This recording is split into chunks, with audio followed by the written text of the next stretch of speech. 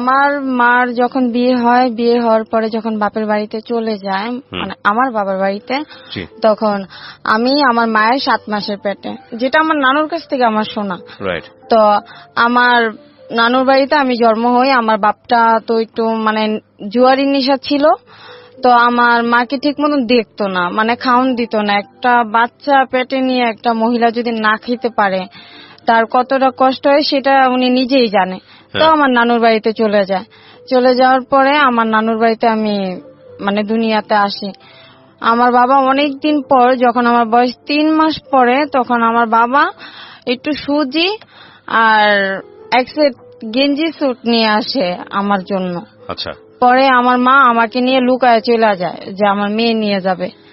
তো আমার মামুদের আশা ছিল যদি আমি ছেলে হইতাম, মানে এটা তাদের কথা, যদি আমি ছেলে হইতাম তাহলে হয়তো আমি কোনো রোজগার করতাম। মেয়ে তো বিয়ে শাদী দেওয়া লাগবে, টাকা পয়সার বড় অ্যামাউন্টের ব্যাপার।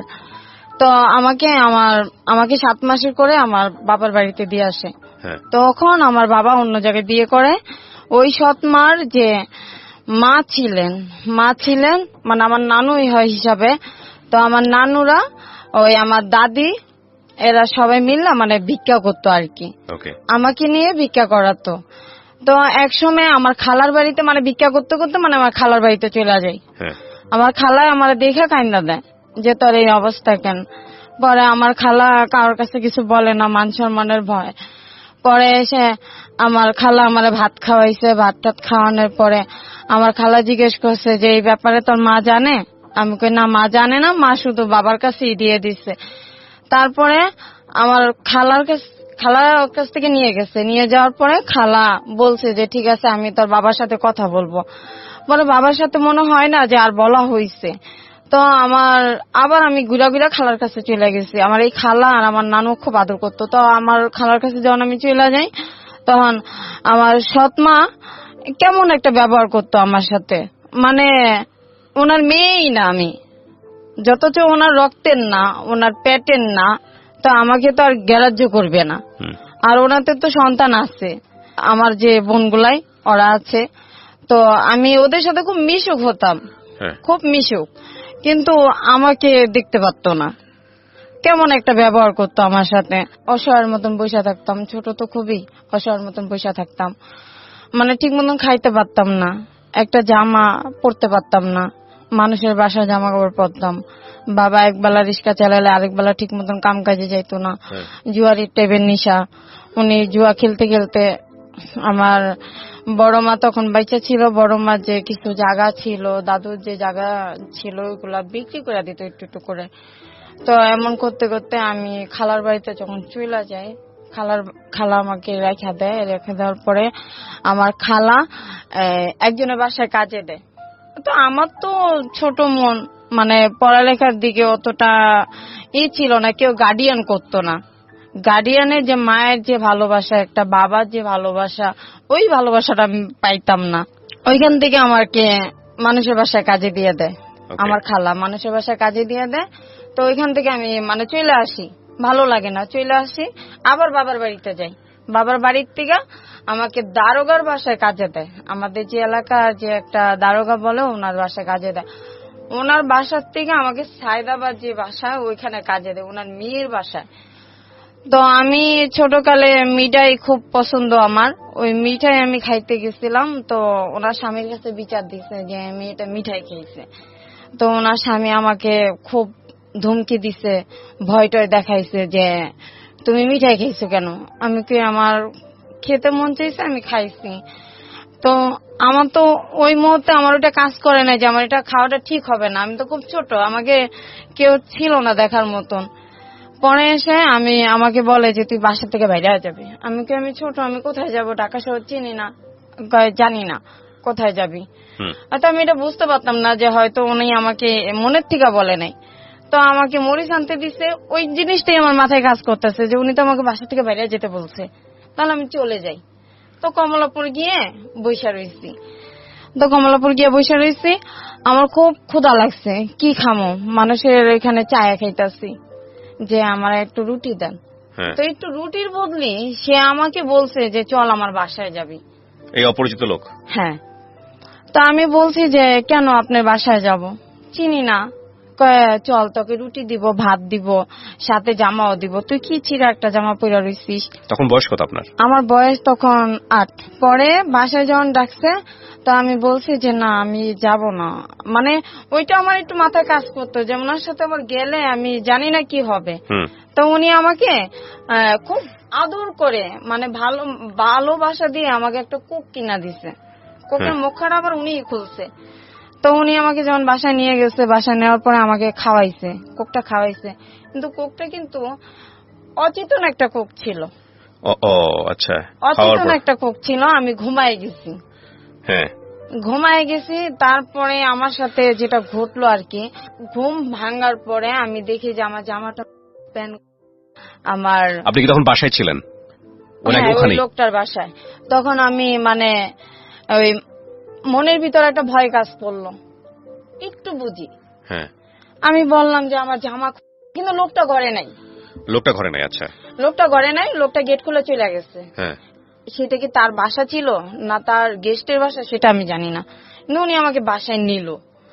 তো আমার স্যালার জামা টামা সবই, কিন্তু আমার আঙ্গুলের ছাপ বসে গেছিল, মানে খামচির দাগ। পরে এসে আমি কান্না করছি, কান্না করতে করতে ওইখান থেকে মানে চলে গেছি। চলে যাওয়ার পর আশেপাশে যে লোকগুলাই ছিল, যে বয়স্ক টাইপের লোক, তারা আমাকে বললো তুমি কান্না করো কেন। তা আমি তো আর বলতে পারতাছি না যে আমার সাথে এই কাজটা হয়েছে। তারপরে আমি আর কোথায় যাব, ওই রাস্তায় ভবঘরের মতন, রাস্তায় ভবঘর জীবনটা আমার। তো আমি রাস্তায় থাকি, রাস্তায় খাই, রাস্তায় ঘুমাই, সবকিছু এপ্রিদিন আমার রাস্তায়। তো যখনই ক্ষুধা লাগতো, কারো কাছে কিছু চাইলে ওই অফারটাই আমাকে করতো। আমার তো বাঁচতে হবে। তো এক পুলিশ আমাকে বলছিল যে তুই অনেক ছোট, পুলিশটা অনেক ভালো ছিল, তুই তো অনেক ছোট, রাস্তায় থাকিস, কোন ছেলে তোকে নিয়ে যাবে, চল আমার বাসা। সে আমাকে গাজীপুর নিয়ে যায়। গাজীপুর নেওয়ার পরে থানার থেকে উনি গাজীপুর নিয়ে যায়, মানে নাম টাম লিখে থানার থেকে গাজীপুর নিয়ে যায়। কিন্তু আমি বুঝতে পারি নাই ওনার ছেলেটা খুবই ছোট, 5 বছরের একটা বাচ্চা। ওই বাচ্চাটা আমার সাথে সাথে বাসা থেকে বাইরে গেছে। তো ওদের পরিচিত এক সাইকেলের দোকানে আমি ওকে রেখে দিছি, কিন্তু ওর বাবা মনে করছে ওকে আমি পাচার করতে নিয়ে যাচ্ছি।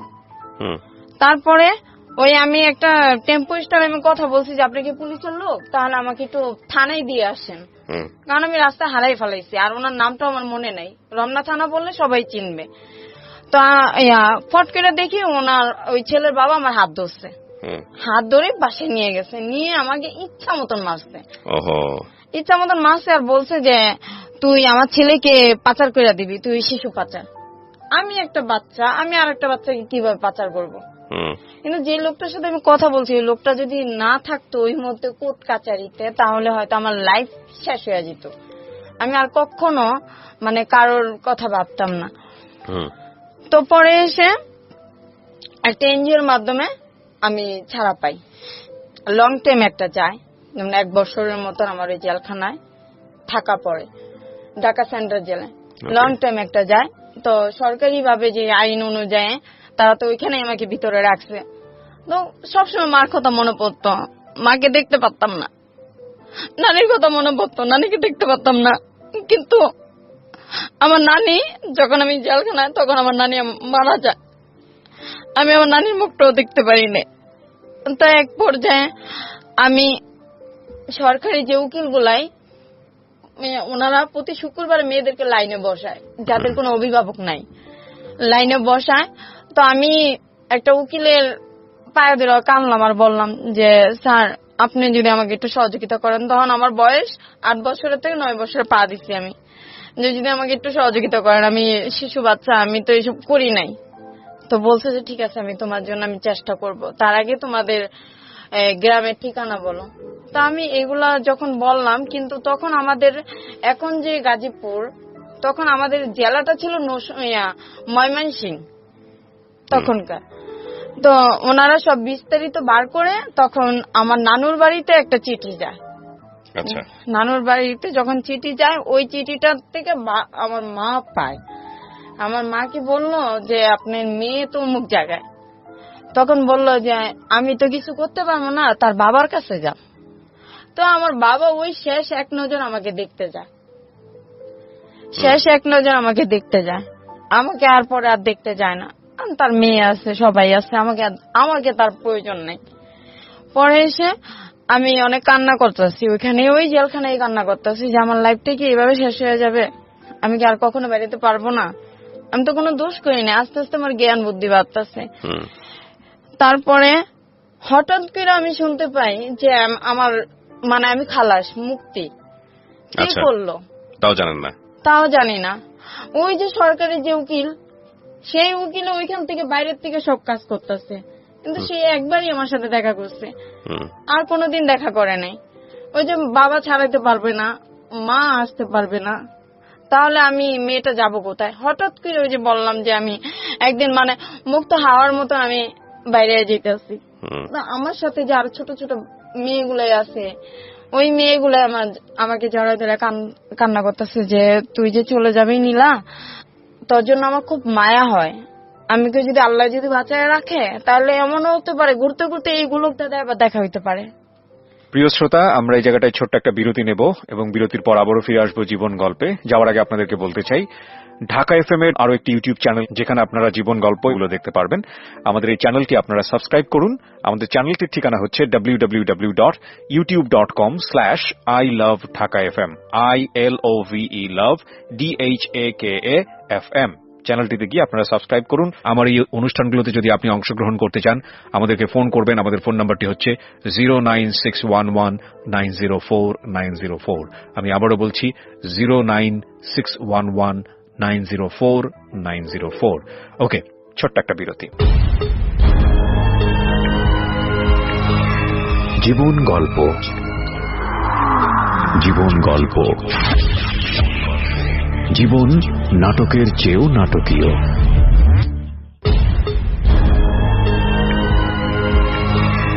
জীবন গল্প, জীবন গল্প, জীবন নাটকের চেয়েও নাটকীয়। Welcome back once again. প্রিয় শ্রোতা, আপনারা শুনছেন জীবন গল্প। আমি আরজে কিবরিয়া আপনার সঙ্গে রয়েছি।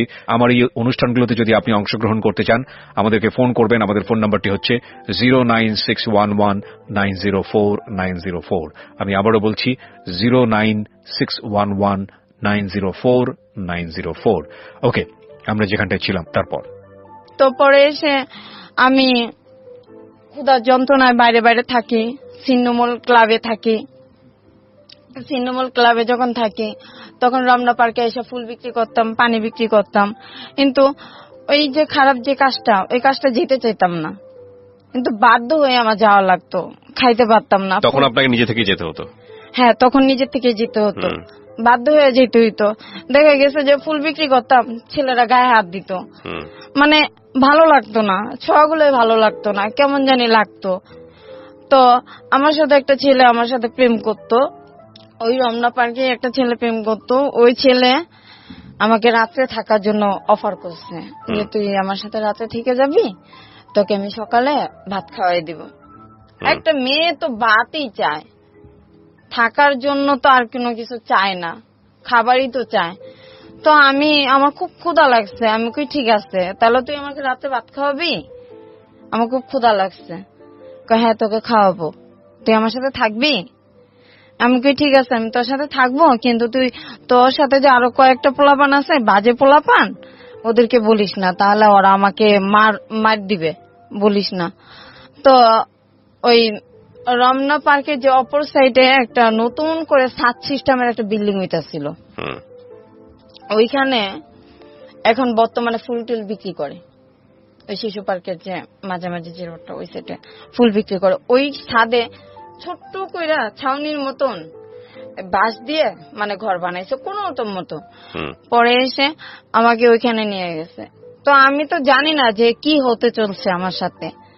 পরে এসে ওই ছেলে তো আমার সাথে তো, তার যে আরো যে সাঙ্গ গুলাই আছে, যে বন্ধুরা আছে, তারা আমার সাথে আমারে শুধু শুধু লাঠি এনে ইচ্ছা মায়ের।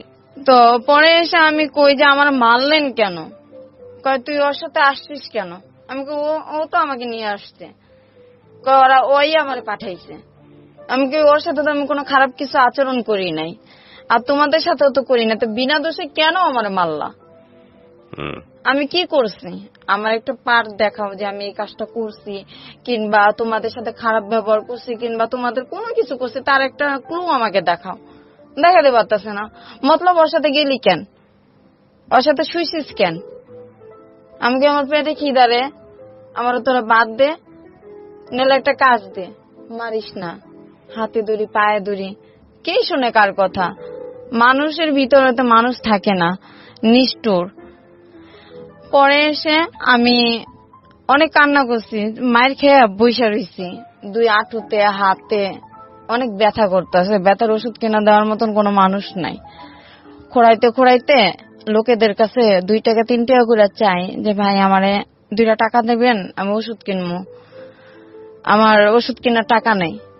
কিন্তু কয়জন আছে ভালো, আর কিছুজন আছে খারাপ। সমাজের ভিতরে যে আমি আমি আমি যে বেঁচে আছি, এটাই সবচেয়ে বড় কথা। আমি টিএসসিতে গেছি, টিএসসি তো তখন অন্যরকম ছিল। টিএসসিতে গেছি, ছাত্রছাত্রীদের কাছে টাকা চাইতেছি, তাদের ভিতরে একটা ছেলে হয়তো ভালো পড়ছে, আমার নিয়ে ডাক্তারখানায় নিয়ে দেখে ওষুধ কিনা দিছে, পেট ভরে ভাত খাওয়াইছে, নতুন জামা কিনা দিছে। কিন্তু সবাই তো আর সবার মতন হয় না। তারপরে রাত আসে, কোথায় যাব, কোথায় ঘুমাবো? ঘুরতে ঘুরতে গুলিস্তান গিয়ে ঘুমাই।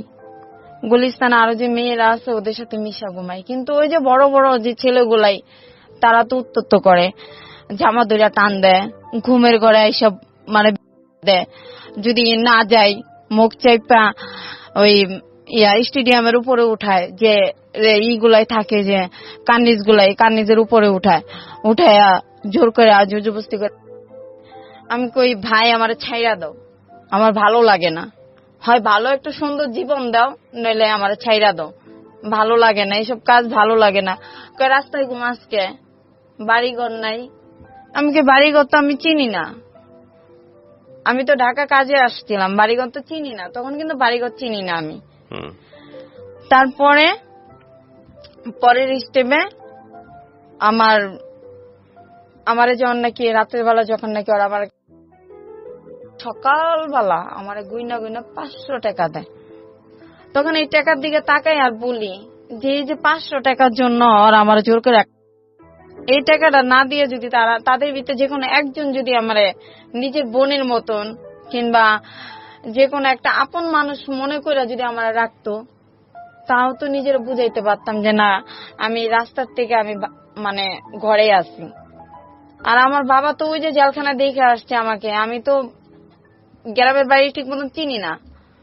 তারপরের ঘটনা এই যে আমাকে যে 500 টাকা দিল, 500 টাকা দেওয়ার পরে আমি বলি যে আমার মাকে খুব দেখতে ইচ্ছা করে, মাকে দেখতে যাবো, দেখি বাস কোথায় পাই।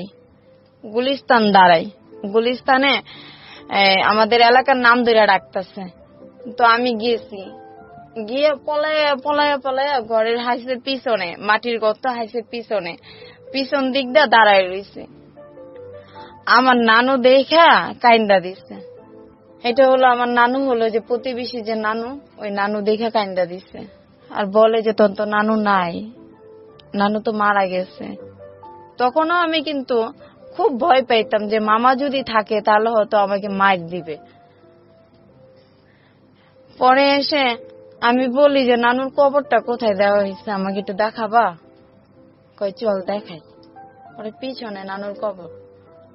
আমি কই যেই নানু আমার বুকে আগলায় রাখছে, যেই নানু আমার মার বিয়ে হওয়ার পরে নানু আমার সবসময় কাছে রাখছে, সেই নানু এই দুনিয়ার থেকে নাই, তাহলে তো এইখানে আমার আশা হবে না। মা আছে, মা পরের সংসারে, মা তো আর আমাকে দেখবে না, মা তো আর আমাকে কাছে ডাক দিবে না, আগের মতন ভালোবাসবে না, কারণ ওনার এখন এক ছেলে এক মেয়ে, আগের মতন করে আমাকে বলবে না যে আয় ভাত খেয়ে যা। তারপরে আমি বাড়ির থেকে চলে আসি, মনে একটা বড় আঘাত পাইছি। বাবার সাথে একবার গিয়ে দেখা করছি, ওইখান থেকে যাওয়ার পথে বাবার সাথে দেখা করছি। বাবারে বললাম যে বাবা, আমি যদি তোমার মেয়ে হয়ে থাকি তাহলে আমার জন্য একটু কিছু হইলেও তুমি রাখো, যেন আমি শেষ বয়সে যেন আমি এখানে এসে থাকতে পারি। আমার বাবা বলে যে তুই আমাকে 5,000 টাকা দে, আমি তোর নামে জায়গা রেজিস্ট্রি করে দে। আমি কি বাবা ওই টাকা আমার কাছে দেওয়ার মতো সামর্থ্য নাই, আমার কাছে নাই বাবা, আমি দিতে পারবো না। সৎ ভাই বোন গুলো আমার দেখতে পারে না। লাস্ট মানুষ বলে যে তুই এইখানে এসে কি করবি, এখানে তো তোর দেখতেই পারে না, তোর আরো খারাপ বলে। আমি জানি না যে তুই ঢাকা কি করিস, কিন্তু আমরা জানি গ্রামে তুই ভালো, গ্রামে তো তুই একদম ফ্রেশ, কিন্তু তোর তো সমস্যা করে তোর সৎ ভাই বোন গুলো, ওরা তো তোকে দেখতে পারে না। মনে হয় যে বাবার যে সম্পত্তি গুলো আছে ওদের প্রতি তুই মানে আকর্ষণ করিস, ক্রাশ করিস। এই জন্য আমি বলি যে না, আমার এইদিকে কোনো আকর্ষণ নাই। যদি বাবা নিজের মনের থেকে না দেয় আমার কোনো দাবি নাই, কিন্তু আমার বাবা ওই দুনিয়াতে তো যাবে। আমি একটা এতিম, না পাইছি মায়ের আদর, না পাইছি বাবার আদর, আমি তো একটা এতিম। বাবা তো একটা এতিম মেয়ে মনে করে আমার জন্য একটু জায়গা রাখতে পারে। তারপরে ওইখান থেকে আমার আস্তে আস্তে আস্তে আস্তে আমি আমার জেল জগৎ, রাস্তায় তো ঘুমাই, কখনো পুলিশে ধরে নিয়ে যায়, কখনো পুলিশে মারে, এমনি সেমনি করতে করতে আমার 2015-তে আমি আসি লাস্ট ফিনিশিং। 2015 থেকে আমি আবার জেলখানার থেকে আসি। যত আমরা খারাপ মেয়ে, আমরা রাস্তায় থাকি, মানে সমাজের মানে আমাদের জন্য সমাজের সমস্যা হয়ে যায়। আমাদের জন্য ভালো ভালো মেয়েদের নাকি বলে ইফটিজিং করে, তাহলে যদি আমাদের জন্য যদি ভালো ভালো মেয়েদের ইফটিজিং করে, তাহলে 5 বছরের বাচ্চাদের কেন রেপ করে? আমরা তো ইচ্ছা করে রাস্তায় নামি নাই, পেটের দায়ে পেটের ক্ষুধায় রাস্তায় নামছি। কেউ তার আমাদের ভালোবাসে নাই, নিজের মনে করে। তারপরে যখন জেলখানার থেকে 2015-তে বাইরে একটা ছেলের সাথে আমার রিলেশন হয়, এই জগৎ থেকে, এই খারাপ জগতের থেকে সম্পর্ক হয়, আমাকে বিয়ে করে। বিয়ে করার পরে আমার বিয়ের 1 বছর করতে পারে নাই, ও আরেকটা মেয়ের সাথে রিলেশনে জড়ায় গেছে। আমি ওর হাতে ধরছি, পায়ে ধরছি যে ভাই আমারে তুই ডাল ভাত খাওয়ায় ঘরে রাখ, আমি এই কাজে যাব না, এই কাজে আমার ভালো লাগে না, এই কাজটা আমার কাছে একটা নরকের মতন লাগে, আমি যাবো না, তুই আমার ডাল ভাত খাওয়া, আমি ঘরে থাকি, আমি নামাজের চূড়া জানি না, তুই আমারে শিখাবি, আমি শিখতে চাই, তুই আমার স্বামী তো, তুই আমারে শিখাবি।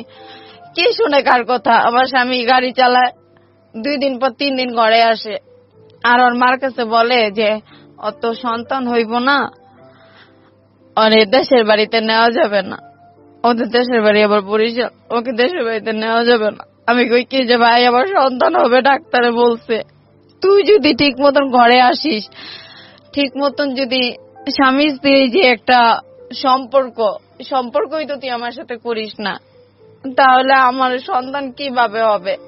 প্রিয় শ্রোতা, আমরা এই জায়গাটায় ছোট্ট একটা বিরতি নেব এবং বিরতির পর আবারও ফিরে আসবো জীবন গল্পে। যাওয়ার আগে আপনাদেরকে বলতে চাই, ঢাকা এফএম এর আরো একটি ইউটিউব চ্যানেল যেখানে আপনারা জীবন গল্প এবং সিক্রেটস অনুষ্ঠানের ভিডিওগুলো দেখতে পারবেন। আমাদের এই চ্যানেলটি আপনারা সাবস্ক্রাইব করুন। আমাদের চ্যানেলটির ঠিকানা হচ্ছে www.youtube.com/ilovedhakafm ILOVE love DHAKAFM। চ্যানেলটিতে গিয়ে আপনারা সাবস্ক্রাইব করুন। আমার এই অনুষ্ঠানগুলোতে যদি আপনি অংশগ্রহণ করতে চান, আমাদেরকে ফোন করবেন। আমাদের ফোন নাম্বারটি হচ্ছে 09611904904। আমি আবারও বলছি 09611904904। ওকে, ছোট্ট একটা বিরতি। জীবন গল্প, জীবন গল্প, জীবন নাটকের চেয়েও নাটকীয়।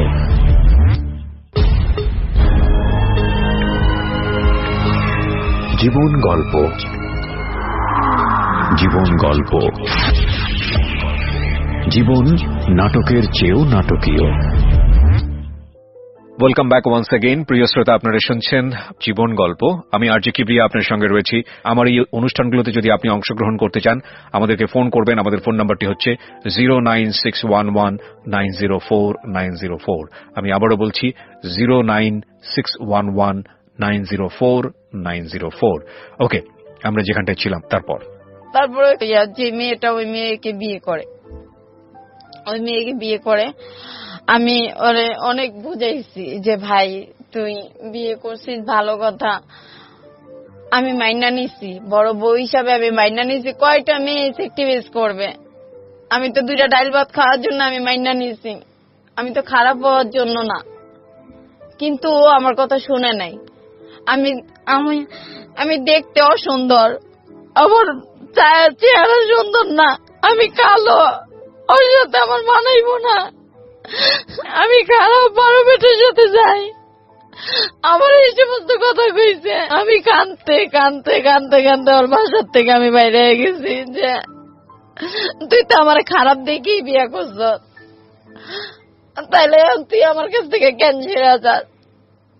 না, তোর সমাজে নেওয়া যাইব না, সমাজে নিলে তোরে চিনলে মানুষ তোরে খারাপ কইব। আমি কি, তুই তো আমার স্বামী, তুই কবি আমার মানুষটা বলবি যে আমার বউ, আমি বিয়ে করছি ভালো হয়ে গেছে গা। সম্মান তো ওরা এমনিই দিব, সম্মান তো নিজের থেকে নেওয়া যায় না, ওরা তো এমনিই দিব যদি তুই আমার ঘরে রাখোস। কয় না, আমার নন্দে কয় আপনি আমার বাসায় আইসেন না, আপনি খারাপ, আপনারে দেখলে মানুষ সিসি করে। আমার বাসুর আমারে দেখতে পারে না, আমি খারাপ বইলা। আমি কই দেখো, খারাপ তো কেউ মায়ের পেটের দিকে আসে না, পরিস্থিতি শিকার হয়ে খারাপ হয়। আমি ভালো হইতে চাই, তোমার ভাইরে একবার বলো, তোমার তো ছোট ভাই, কথাগুলো শুনবে, তোমরা একবার বুঝায় বলো যে আমাকে রাখতে। কয় না, আপনি যেখানে আছেন উনি থাকেন, আপনি আইসেন না আমাদের কাছে, আপনি আইলে মানুষ খারাপ কয়। আমি এই জনকাজ করে আমার স্বামীর লঙ্গির থেকে শুরু করে ওরে কোন সুনোটা দিলে মুখে শুট করবে, কোন গেঞ্জিটা পরলে ওরে ভালো লাগবে, আমি সব কিনা দিতাম, কিন্তু ভালোবাসার কাছ থেকে আমি পাই নাই। ও নিশা খাইতো, যে বর্তমানে যে বলে যে ইয়াবা, ও নিশা খাইতো। আমি বলছি তুই যাইস না, তুই এখানেই থাক, তুই এগুলো খাইস না, তুই যদি এগুলো খাস তুই জীবনে পরিবর্তন হইতে পারবি না। আমার মারে তেল বাঁকা দিত, তুই আমার চিনস, তারা মায়েরা গুম করে তুমি কেউ খবর পাইব না। আমি কই দেখ, আমি এতিম মাইয়া, তুই এতিম, তুই এইগুলা খাইস না। আসলে আমার কথা শুনতো না। নিত্য নতুন মেয়ে দেখে, নিত্য নতুন মেয়েদের ছোঁয়ার ভালো লাগে। বউ তো পুরনো হয়ে গেছে, বউ ছোঁয়ার ভালো লাগে না। বউ কাছে গেলে মানে যেমন অস্বস্তি বোধ করে। পরে এসে আমি বলছি যে ভাই, তুই যখন বিয়া করছ, তুই সাথে যখন থাকবি, তাহলে তুই আমার মাসে সংসারে খরচ দিস 5,000 টাকা, সেটা দিবি? আমি টাকা পাবো কই? আমি কই তুই তো গাড়ি চালাস, আর আমি এই যে দেখ না, আমি বাইরে যাই, রাস্তায় যাই, সবসময় তো কাজ হয় না, একসময় ঘরে না খায়া থাকতে হয়। মাসে ঘর ভাড়া 5,000 টাকা, খাওয়ান আছে, সবকিছু আছে, কাপড় চাপড় আছে, এগুলো তো তুই আমার দেশ না, আমার নিজেরই মেনটেন করে চলতে হয়। আমি তো মানসিক প্রেশার নিতে পারি না। ওর জন্য আমি একবার ফাঁসি দিতে গেছি, একবার আমার বুকে আগুন দিতে গেছি। ওই বাঁচাইছে, কিন্তু ওই বাঁচাইছে, আবার ওই আমার কাছ থেকে সরে গেছে। তাহলে কেন গেলি আর কেন আমার বাঁচাইলি? তুই যদি নাই যাইতে, তাহলে তো আমি নিয়ত করছিলাম যে দুইজনের স্বামী স্ত্রী মিল্লা কিছু টাকা জোগাইয়া ব্যাংকের থেকে যে পিক আপ গাড়িগুলো আছে, ও তো গাড়ি চালাইতে পারে, একটা গাড়ি কিনা দেবো, আমার নামেই থাকবো, ও আস্তে আস্তে মাসে মাসে কিস্তি দিয়ে দিবে, সুদ করে দিবে। কিন্তু না, কয় আমারে 5 লাখ টাকা দে, 5 লাখ টাকা দে, টাকা দিলে তাহলে তোর সাথে আমি থাকবো। আমি কই, আমি এই টাকা পাবো কই? তুই তো জানোস যে আমি কি কাজ করি, এই কাজে তো এরকম এত টাকা পাওয়া যায় না। আর এই কাজে কয় টাকা দেয়? কোন ক্লায়েন্টে দেয় 1,000 টাকা, কোন ক্লায়েন্টে দেয় নাইডি নিয়ে গেলে 2,000-3,000 টাকা দেয়। এত টাকা তো পাওয়া যায় না। আর আমি কই পাবো এত টাকা?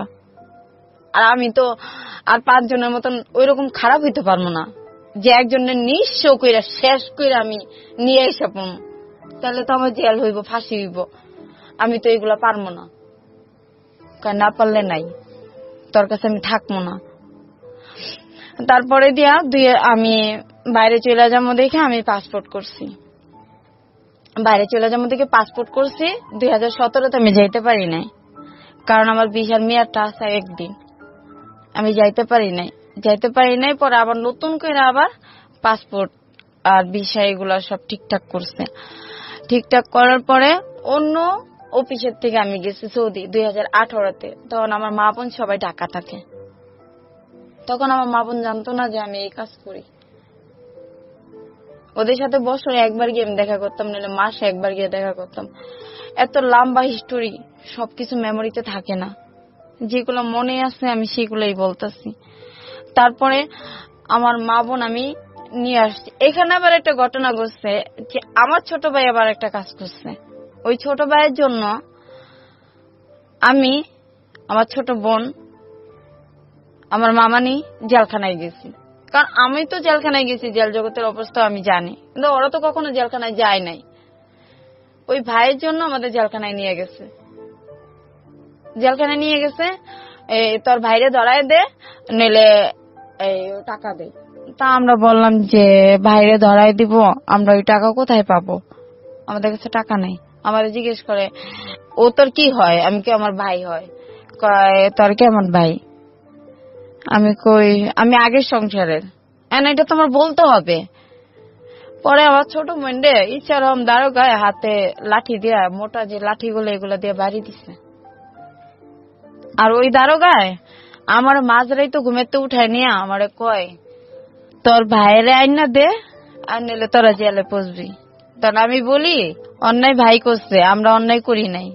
তো এইখানে যে অন্যায় করছে আপনারা তারে খোঁজেন। আচ্ছা, আপনার নামটা যেন কি বলছিলেন? নীলা। নীলা, আমি খুব সংক্ষিপ্ত করে কিছু প্রশ্ন আপনাকে জিজ্ঞেস করি। আপনার বর্তমান কি আপনি একই পেশার সঙ্গে যুক্ত আছেন? জি জি। এখনো আছেন? জি। আপনার এই পেশাতে নিশ্চয়ই ভালো লাগে না? না।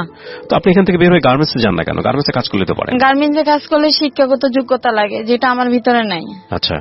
বাসা বাড়িতে কাজ করতে গেলে দেখা গেছে ছেলে একা থাকে, গায়ে হাত দেয়। অফিসে পিয়নের চাকরি করব, একটা ফাইল একটা স্যারের কাছে দিয়ে দেবো, এখানে কি লেখা আছে আমি পড়তে পারবো না। মাসে যদি আমার খাওয়া দাওয়া নিয়ে 20,000 টাকা খরচ যায়, আমি 20,000 টাকা আমি কোথায় পাবো? না, তারপরেও আমি আপনাকে একটা কথা বলি, আপনি যদি চেষ্টা করেন এখান থেকে বের হয়ে আসার জন্য, নিশ্চয়ই আল্লাহ আপনাকে পথ দেখাবে। চেষ্টাটা করতে হবে, এক। আর 2 নম্বর যেটা, সেটা হচ্ছে দেখেন এই জায়গাটা কিন্তু অনেক রিস্কি। আপনি যে কাজটা করেন এটার যে হেলথ কিছু ইস্যু আছে, স্বাস্থ্যগত কিছু বিপজ্জনক ঝুঁকিপূর্ণ একটা জায়গা, এটা জানেন আপনি? হ্যাঁ জানি। আচ্ছা, তাহলে এই ঝুঁকিপূর্ণ জায়গাতে যেভাবে স্বাস্থ্য ভালো রাখতে হয় সে বিষয়ে আপনি সচেতন থাকবেন। দেখেন আপনার এই গল্পটা, এটা আমি ভিজুয়ালি পোর্ট্রে করতে চেয়েছিলাম। আপনার যদি মনে না থাকে, আপনি আমার অফিসে গিয়েছিলেন, পরবর্তীতে আমার কাছে মনে হয়েছে আপনার ফেস দেখালে আপনার সামাজিকতায় ক্ষতি হবে, সেই জায়গা থেকে আমি রেডিওতে নিয়ে এসেছি গল্পটা। এবং এটা ঠিক যে আপনার এই গল্পের অনেক কিছু আমরা ছোটখাটো কেটে প্রেসাইজলি এখানে উপস্থাপন করেছি। আমি শুধু একটা জিনিসই বলতে চাই, এখানে আমার যতগুলো কেস এরকম জানা আছে সেখান থেকে আমি দেখেছি যে একটা মেয়ে কি পরিমাণ ভার্নারেবল লাইফ লিড করলে সেই ধরনের পেশাতে যায় বা যেতে বাধ্য হয়। সো এরা মানুষ, এরা আমাদের মা বোন, এদেরকে সম্মান করতে হবে। কেউই আসলে স্বেচ্ছায় এই ধরনের পেশাতে যায় না। যখন ঢুকে পড়ে, যখন একেবারে অনেক দিন সময় পার হয়ে যায়, তখন আর অনেকেই বের হয়ে আসতে পারে না। অনেকে অনেক ধরনের মাদকদ্রব্যের সঙ্গেও জড়িয়ে যায়। সো আমরা কেউ যেন কখনো কাউকে বাধ্য না করি সারাটা জীবন ধরে এরকম একটা পরিস্থিতিতে যাওয়ার জন্য। সো এটাই হচ্ছে বলার। আজকের এই গল্প থেকে হয়তো অনেক কিছুই আমাদের শেখার আছে। তারপরেও কথা হলো যে অনেক সময় বললেও পরিস্থিতি আমাদেরকে অনেক অনেক বেশি বাধ্য করে নানা প্রতিকূল অবস্থায় নিজেদেরকে ঠেলে দেওয়ার জন্য। সো আল্লাহ আমাদেরকে সেভ করুক, এই প্রত্যাশায় শেষ করছি। আজকের মতো অনেক ভালো থাকুন। আসসালামু আলাইকুম।